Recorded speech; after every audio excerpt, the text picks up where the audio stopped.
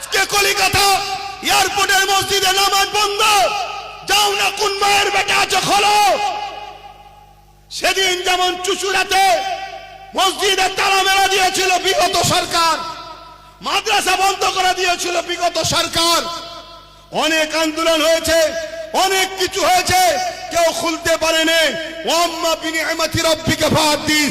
আল্লাহ শুকরিয়া আদায় করে বলছি, আন্দোলন করতে গেছি একদিন তালা খুলে নামাজ আসর ও মাগরিবের পরে তারপরে ঘরে এসেছিলাম। এই বাপের বেটা ইনশাআল্লাহ বলে যাচ্ছি। কিন্তু সেদিন আমি বলেছিলাম, আজ থেকে 6 বছর 7.5 বছর আগের কথা, কি আর একটু বেশি, 8 বছর আগে, সেই দিন থেকে আমি বলেছিলাম যে দেখো, রাজনীতি করা আব্বাস সিদ্দিকীর কোনো শখ নেই, পেশা নেই, আর কিছু অভাবও আমার নেই, কিন্তু মসজিদকে তালা মারছে কে? সরকার। মসজিদে নামাজ বন্ধ করছে কে? সরকার। তো সরকার তো আর আমার ফতোয়া বুঝবে না। সরকারকে তো আর যদি বলি তোর মাথায় ফুদে মাথা ফেটিয়ে ফেলবো, ওটাও তো বুঝবে না। সরকার বোঝে আইনের ভাষা, সরকার বোঝে পাওয়ারের ভাষা। সেই দিন থেকে আমি বলেছিলাম যে আগামী দিন মসজিদ বানাচ্ছ, মাদ্রাসা বানাচ্ছ, কবরস্থান নিরাপদে রাখতে যদি চাও রাত পাওয়ার দরকার আছে। কিন্তু আমার কথা তো গুরুত্ব দিলে না। আজকে 91% মুসলমান ভোট দিলে, যে বলেছিল কোরআন মিটে যাবে তাকে ভোট দিলে, সে 86টা পেল, 86টা 86 হাল হয়ে গেল। তা না হয়ে আজকে যদি 8টা 10টাও আমার দিকে থাকতো, তাহলে কলকাতার মসজিদ নিয়ে লড়াই হতো না? হতো না?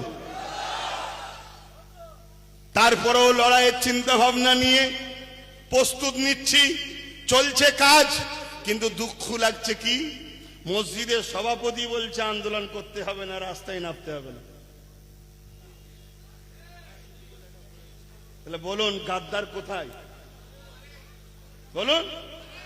আর এই কথা যখনই বলবো, গাদ্দারের চালারা তখন আমার পিছনে মিডিয়াতে শুরু হয়ে যাবে। কথা বুঝে আসছে না? নাই লাও। ওই জন্যই বলছি বাপ, মুসলমানকে চিনতে বড় মুশকিল হচ্ছে। তাই প্রত্যেক জায়গায় বলছি, তুমি যদি আমার হও, আমি তোমার জন্য হব।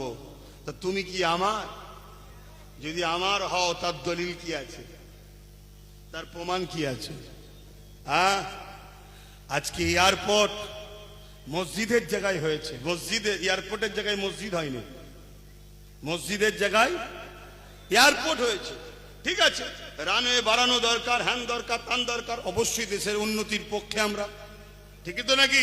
দেশের কোনো ক্ষতি হবে এটা নয়, কিন্তু